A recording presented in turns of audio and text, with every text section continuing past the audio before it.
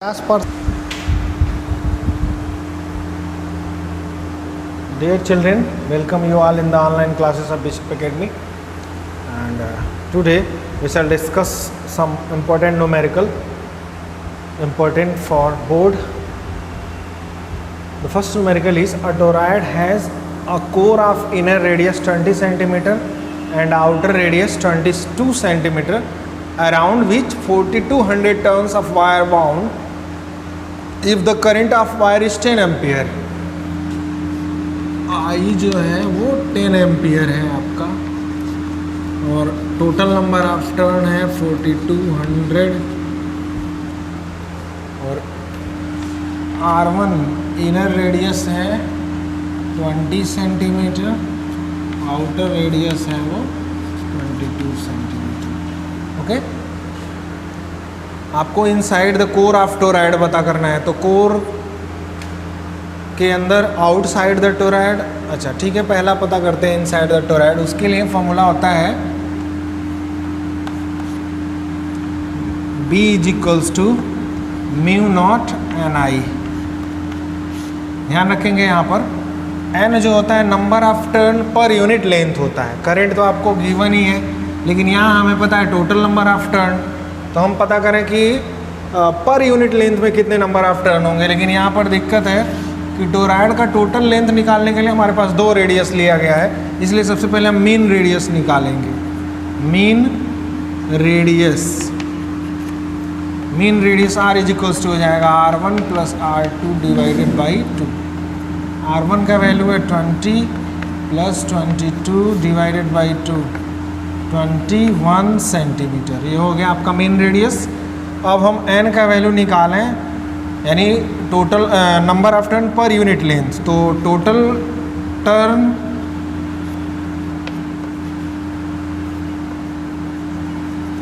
Upon length. तो toroid का circular होता है, इसका लेंथ 2πr होगा. टोटल टर्न्स है 4200 और टोटल लेंथ हो जाएगा 2πr, यानी कि रेडियस. इसमें जब हम सब्स्टिट्यूट करेंगे तो मिलेगा, वैल्यू पुट कर देते हैं हम.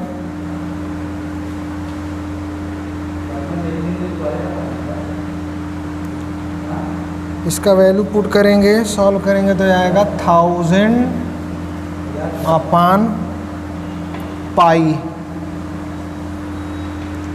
ठीक है, R का वैल्यू सेंटीमीटर है, मीटर में कन्वर्ट करके पुट करेंगे तो n का वैल्यू मिल जाएगा ये.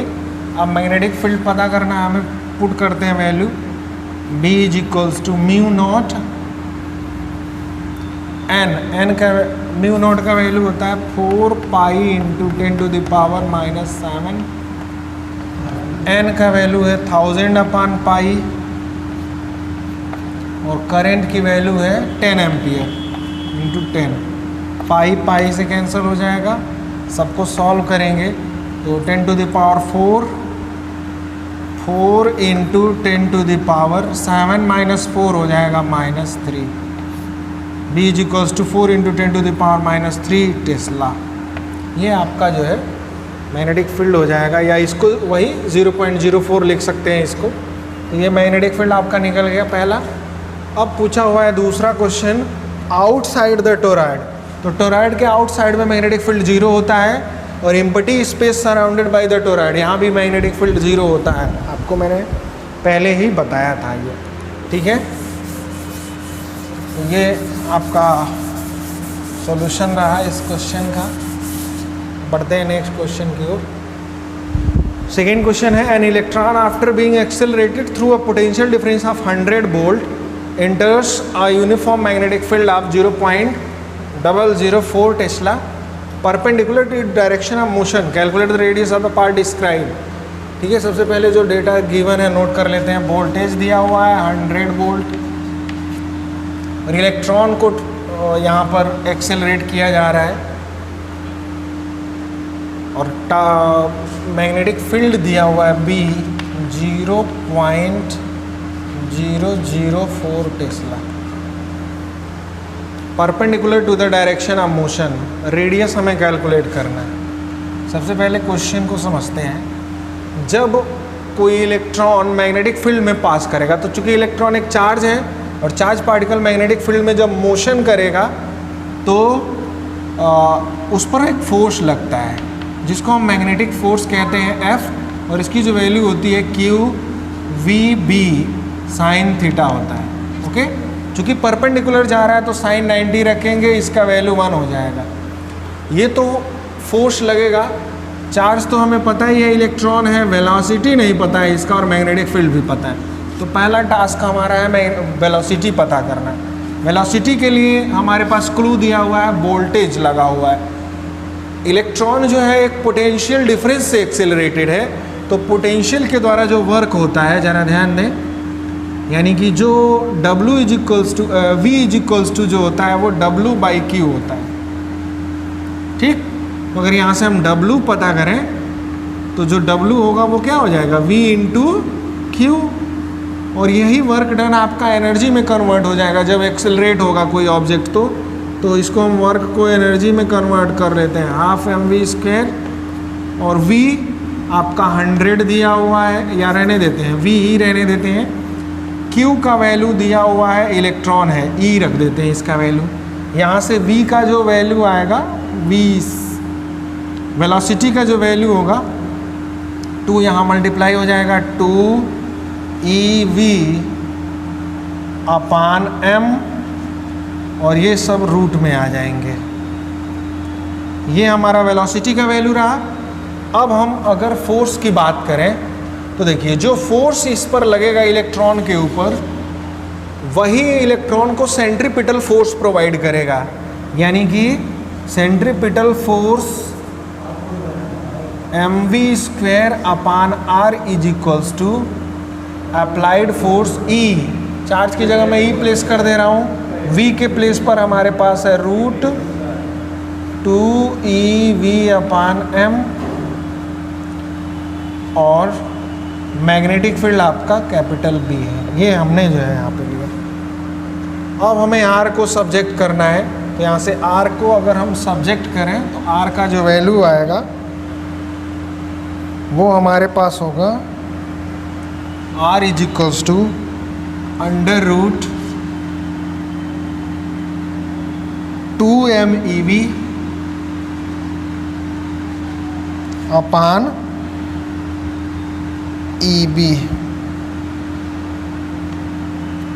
ठीक है, इसमें जब हम वैल्यूज, सॉरी रूट ये सिर्फ ऊपर तक ही रहेगा, ये पूरा रूट पे नहीं है, नीचे EB आपका रूट से बाहर है। इन सारी वैल्यूज़ को हम सब्स्टिट्यूट करेंगे, √, this is mass of electron 2 × 9.1 × 10⁻31 into charge of one electron 1.6 into 10⁻⁻19, and potential is 100 यहाँ पे पोटेंशियल पुट कर देते हैं, टोटल डिवाइडेड बाई 1.6 into 10⁻⁻19, और B का वैल्यू दे रखा है 0.004 टेस्ला। इन सबको सॉल्व करेंगे तो हमको जो वैल्यू मिलेगा वो 8.4 mm। ये पूरे वैल्यूज़ को सॉल्व करेंगे, हमें मिलेगा 0.84 mm आंसर मिलेगा। ओके, तो इस तरह से रेडियस पता करेंगे। सबसे पहले हम वेलोसिटी पता करेंगे, और वेलोसिटी का वैल्यू हम सब्स्टिट्यूट कर देंगे इस फॉर्मूले में, और इसको सेंट्रीपिटल फोर्स से इक्वेट कर देंगे, तो यहाँ से R को सब्जेक्ट करके हम पता करेंगे। तो ये आपका जो है सेकेंड क्वेश्चन रहा। नेक्स्ट क्वेश्चन है, a rectangular loop of wire of size 2 × 5, 2x5 का एक रेक्टेंगुलर लूप है जो करंट कैरी कर रहा है 1 एम्पियर का, जैसा कि फिगर में शो किया गया है। ये 5 लेंथ है, 2 सेंटीमीटर का है, ये 1 सेंटीमीटर पे एक वायर से रखा गया है जिसमें 4 एम्पियर करंट फ्लो हो रहा है। तो आपको बताना है पहला, torque acting on the loop. पहला टॉर्क बताना है आपको। तो देखिए टॉर्क यहाँ पर 0 होगा, उसका वजह जान लेते हैं हम क्या होता है। क्योंकि टॉर्क इज इक्वल्स टू होता है N I A B sine theta, जहाँ थीटा जो है मैग्नेटिक फील्ड और प्लेन के बीच एंगल है, मैग्नेटिक फील्ड और प्लेन के बीच एंगल है। तो अगर ये आपका वायर है, यहाँ पर हम देखें तो मैग्नेटिक फील्ड आपका जो है डाउनवर्ड होगा, ओके, और यहाँ पर जो ये कॉइल का प्लेन है उससे जो एंगल बनेगा वो 0 डिग्री का बनेगा। थीटा का वैल्यू 0 डिग्री बनेगा और साइन 0 का वैल्यू 0 होता है, तो टॉर्क पूरा क्या हो जाएगा, 0 हो जाएगा। पहला ये आंसर हो गया आपका, टॉर्क 0 होगा। सेकेंड पूछा हुआ है the magnitude and direction of the force on the loop. तो मैग्नीट्यूड और डायरेक्शन के लिए देखिए, आपको पता है जब दो वायर पैरेलल हों तो उनके बीच एक फोर्स लगता है और उस फोर्स का फॉर्मूला होता है F is equals to mu naught upon 4 pi 2 I1 I2 upon R। ये फार्मूला होता है फोर्स का जब दो करंट कैरिंग वायर जो है एक दूसरे के पैरेलल रखे जाते हैं तो। और AF/L होता है, तो हम यहाँ पर लेंथ से मल्टीप्लाई भी कर देते हैं, इंटू L होता है आपका, ओके। अब जो है हमें क्या करना है, इन दोनों वायर के बीच फोर्स पता करना है। ध्यान रखिए वायर जो ये गिवन है और इधर से ये वायर हमने इसको कुछ नाम दे देते हैं। ये फर्स्ट वायर है जो लेंथ के अक्रॉस है, दोनों में सेम डायरेक्शन में करंट फ्लो हो रहे हैं। यहाँ पर अगर फोर्स की बात करें तो ये वैल्यू हो जाएगा 10⁻⁻⁷।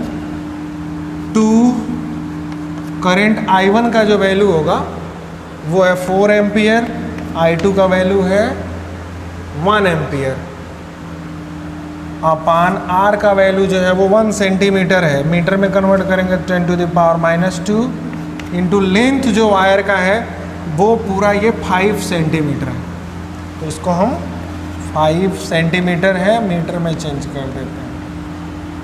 ठीक है, ये आपका फोर्स हो जाएगा पहले। और ये फोर्स का जो नेचर होगा, F1 मैंने लिखा है अट्रैक्टिव होगा। अट्रैक्टिव क्यों होगा जरा जान लेते हैं। जब आपने देखा था जब दोनों वायर में सेम डायरेक्शन में करंट फ्लो करते हैं तो जो फोर्स का नेचर होता है वो अट्रैक्टिव होता है। दूसरा फोर्स पता करते हैं F2, इसको सॉल्व नहीं करेंगे, ऐसे ही रहने देते हैं, आसानी रहेगा सॉल्व करने में।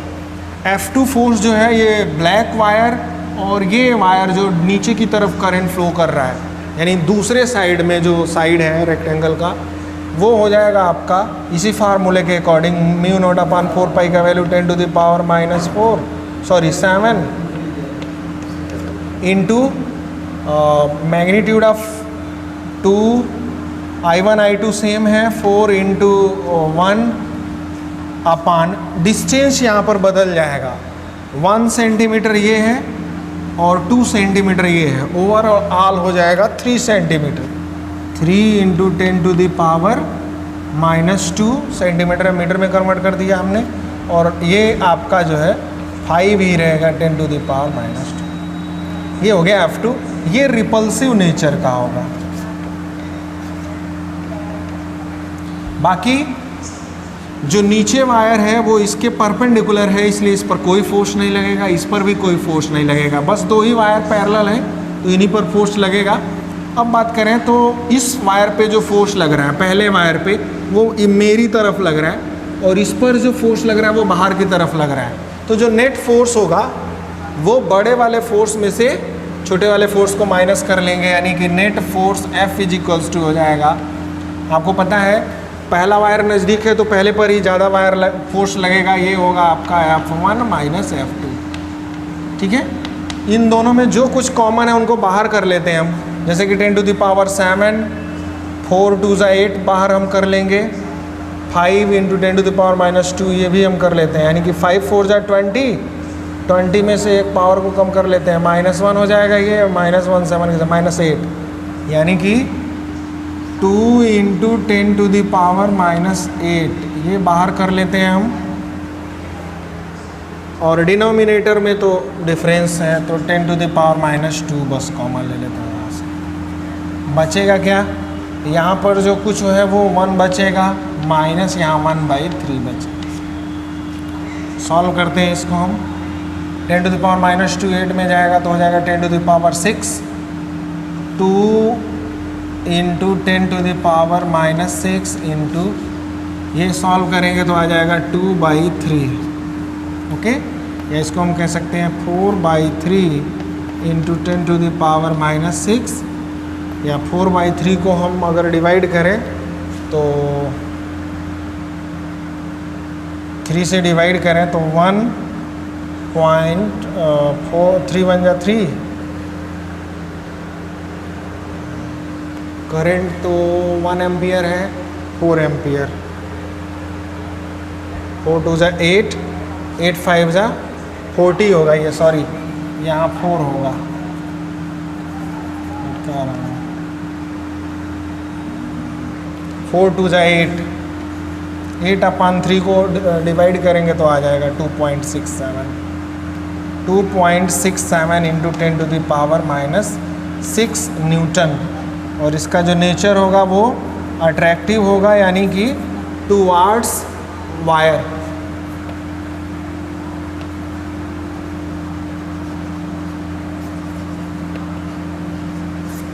वायर की तरफ होगा, ये जो ब्लैक वायर है इसी की तरफ होगा ये आपका फोर्स। ओके, तो इस तरह से आपका जो है ये भी क्वेश्चन हो गया। अब नेक्स्ट क्वेश्चन जो है एक और है आपके पास, जो conversion of galvanometer into ammeter से है।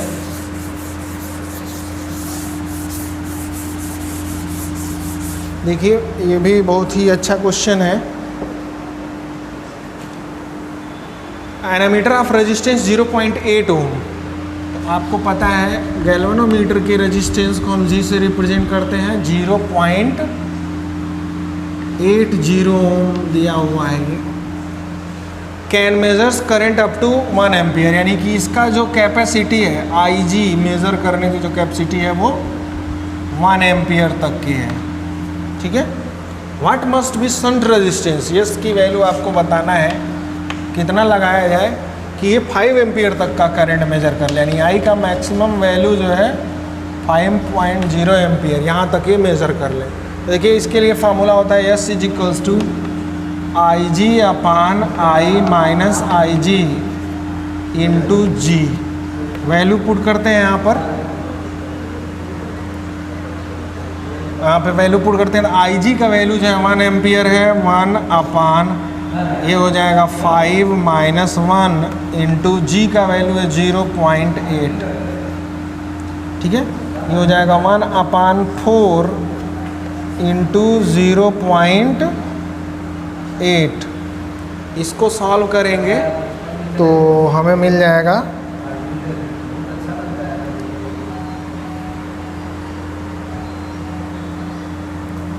0.20 ओम।